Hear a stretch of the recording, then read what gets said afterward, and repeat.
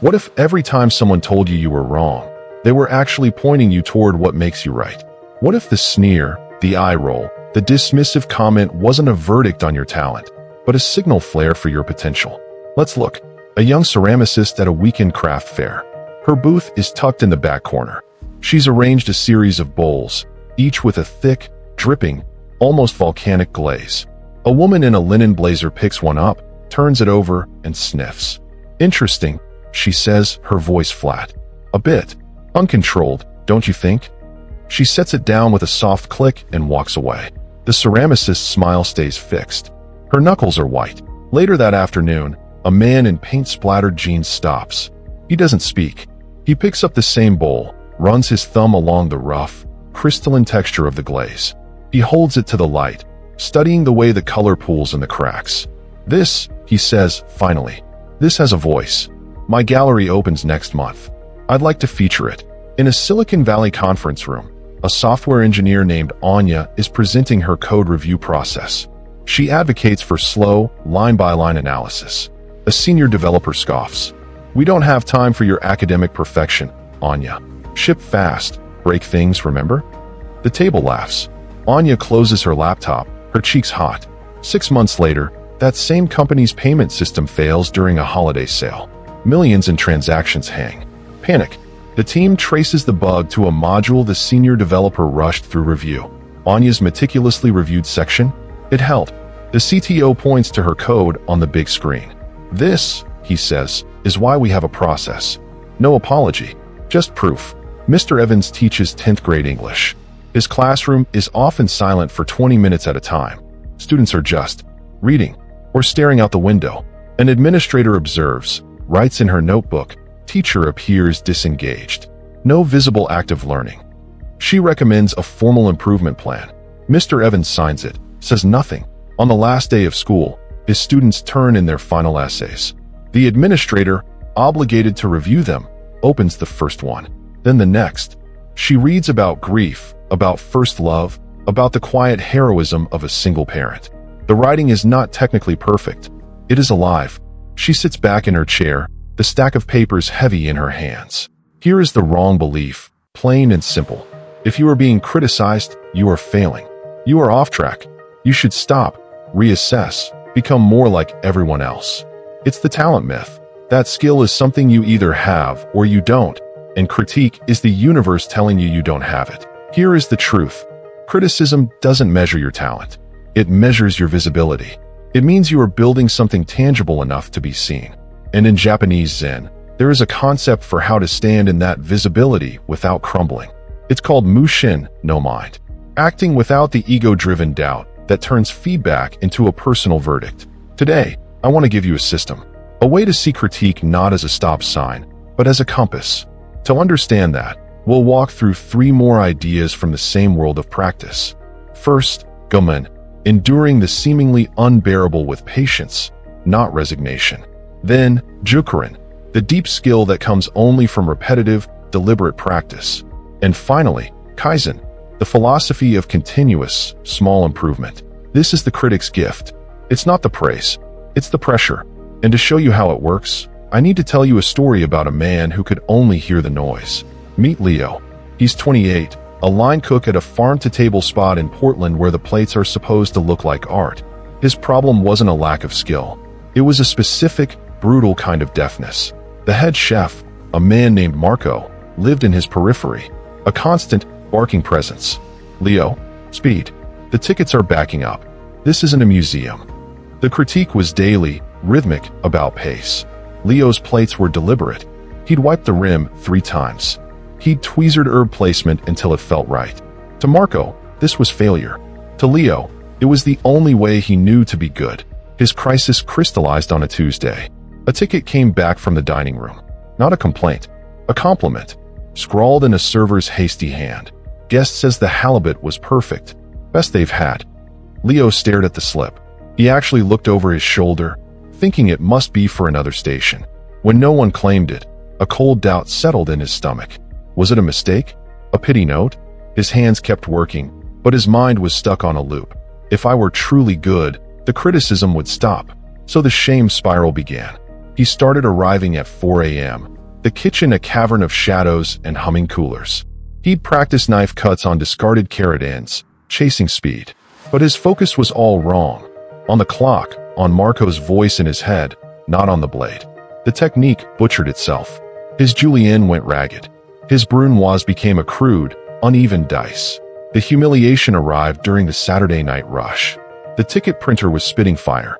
2 halibut, 1 duck, 3 scallops, on the fly. Marco yelled.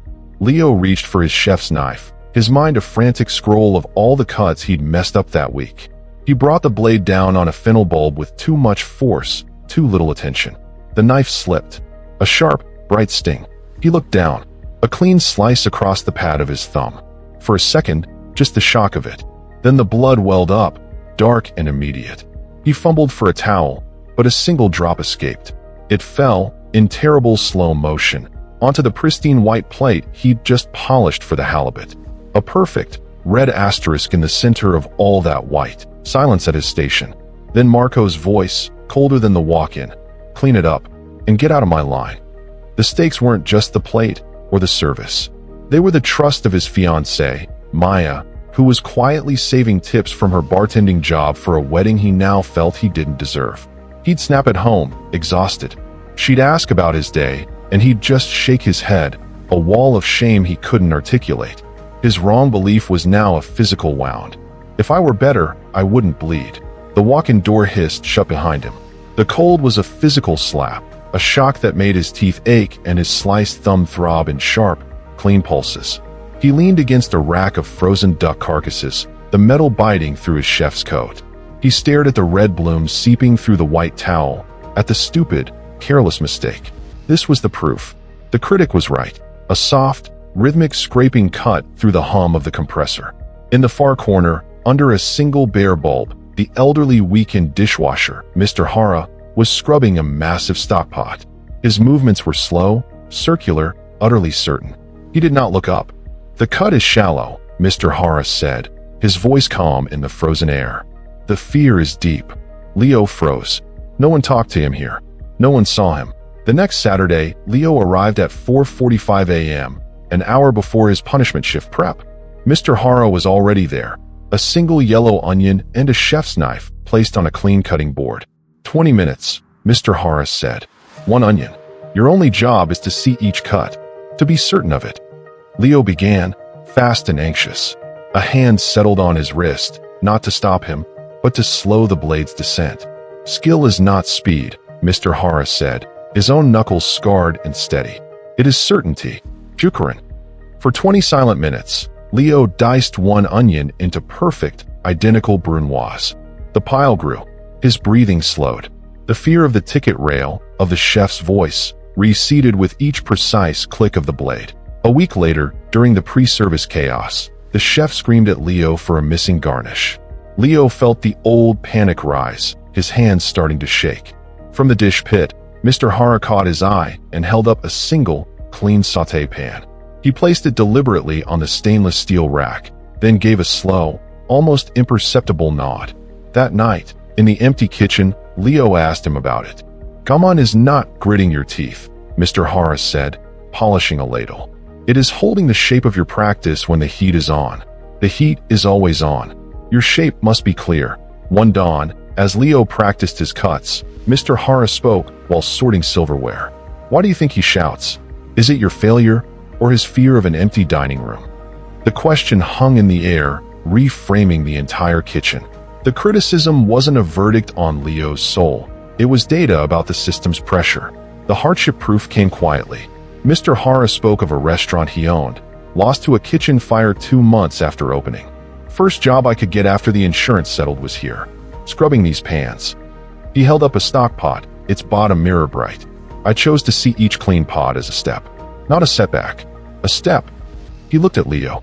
The path does not disappear when you stumble. You only must choose to see the next stone. Leo's dawn sessions became a ritual. The single onion, the certain cut, the quiet that wasn't empty, but full of focus. He began to feel the jukurin in his hands, a knowing deeper than thought. The criticism from the past still came, sharp and loud. But now, in the space between the shout and his reaction, Leo felt a new shape holding. It was small. It was just a dice. But it was his. And it was certain. The following Friday, the chef threw a complex, last-minute tasting menu at the line. The tickets came in a flood. As the first wave of panic hit, Leo's eyes went to the corner of his station, to the small, perfect mound of brunoise onion he'd prepped that morning, each cube a tiny monument to certainty. He took a breath that didn't shake.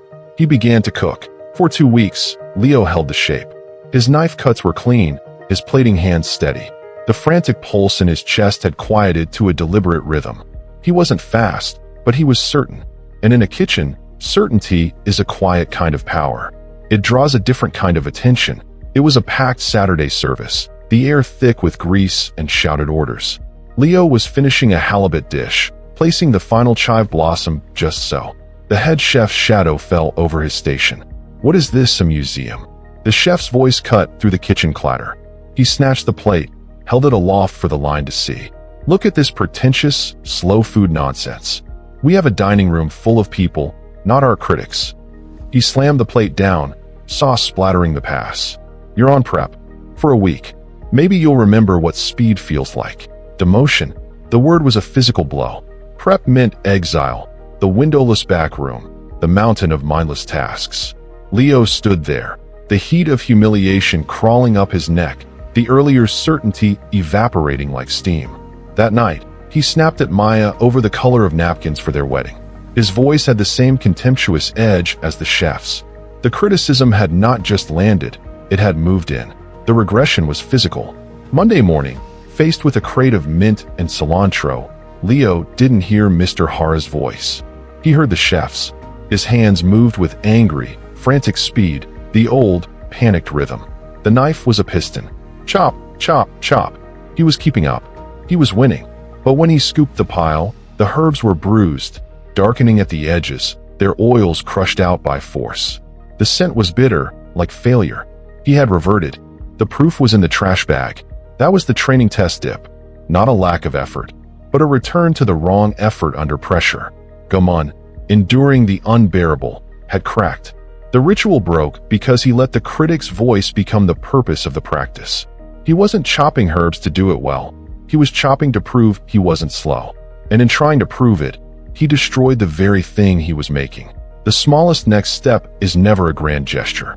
It's a correction so quiet it almost goes unnoticed.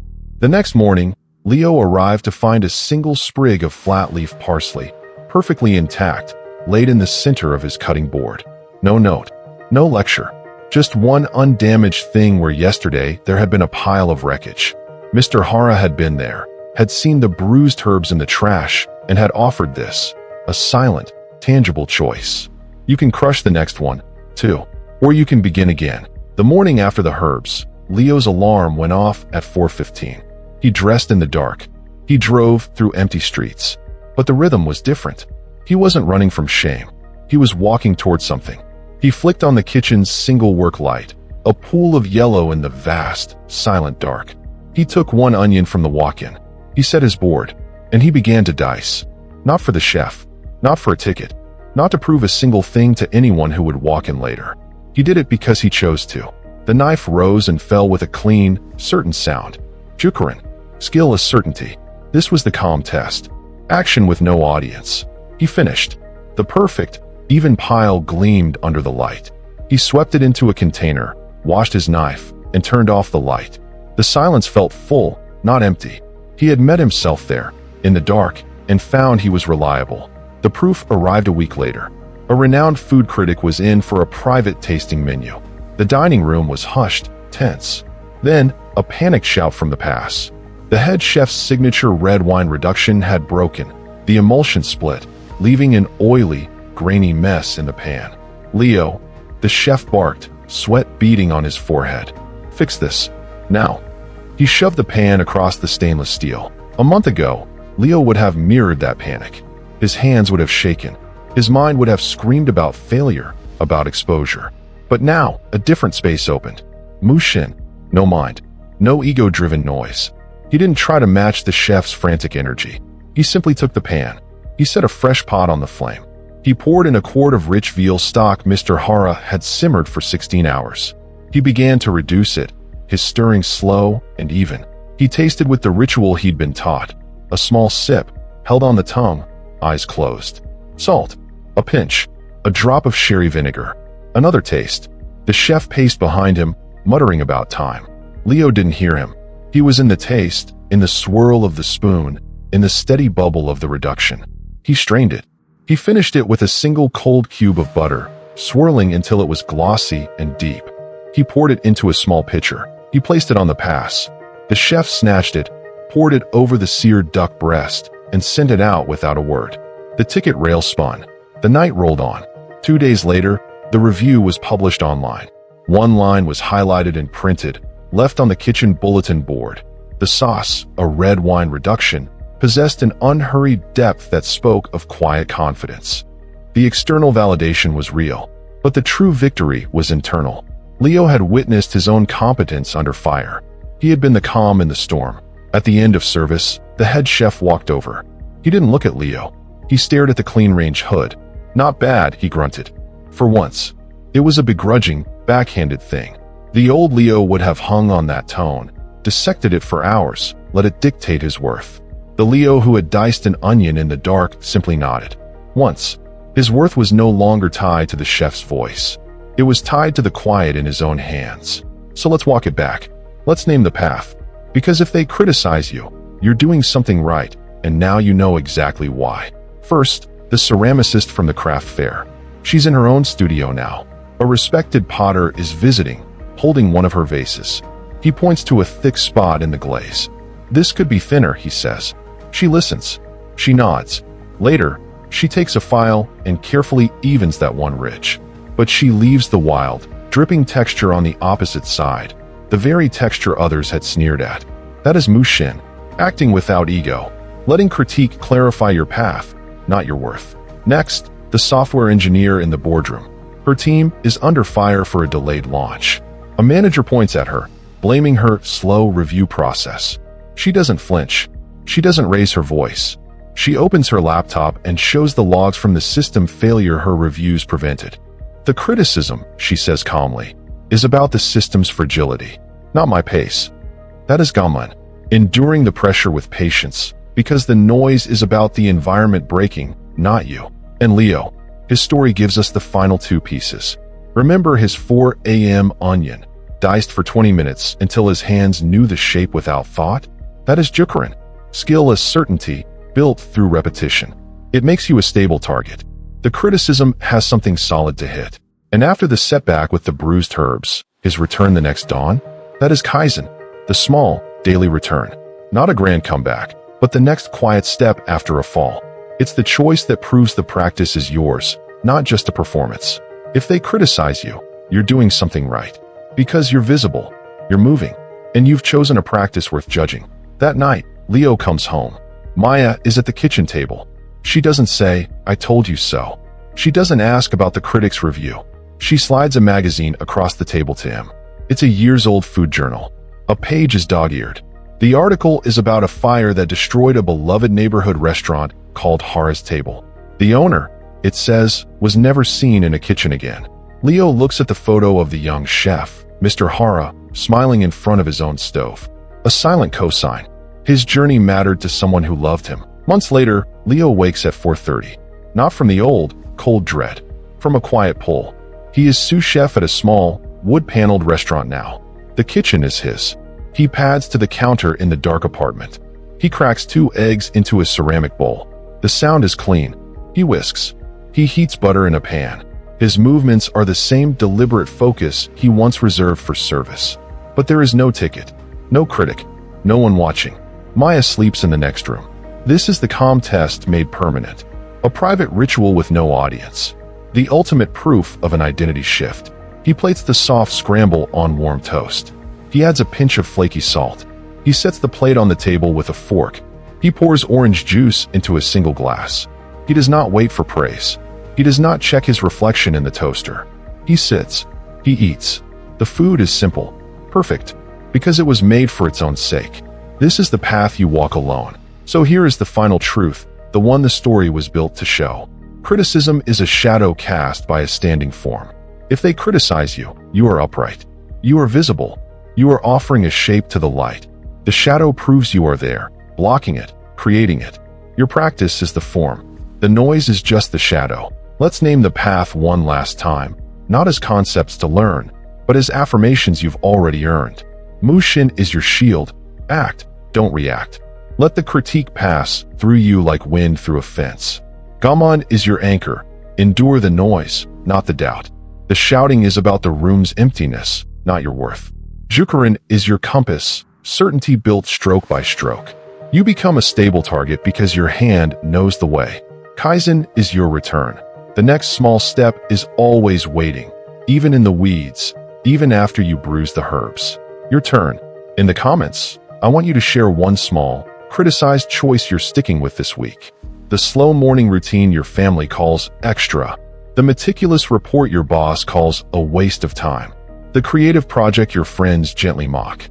Name it. Claim it. That is your standing form. If you want more journeys into modern Stoicism and Zen, more systems, not just inspiration, hit subscribe and turn on notifications. Every new video is a step on the path. If this one landed, a like helps the algorithm show it to others who need this reframe. And with that, I'll hand you off to the end screen. Be present, walk with honor, follow the path.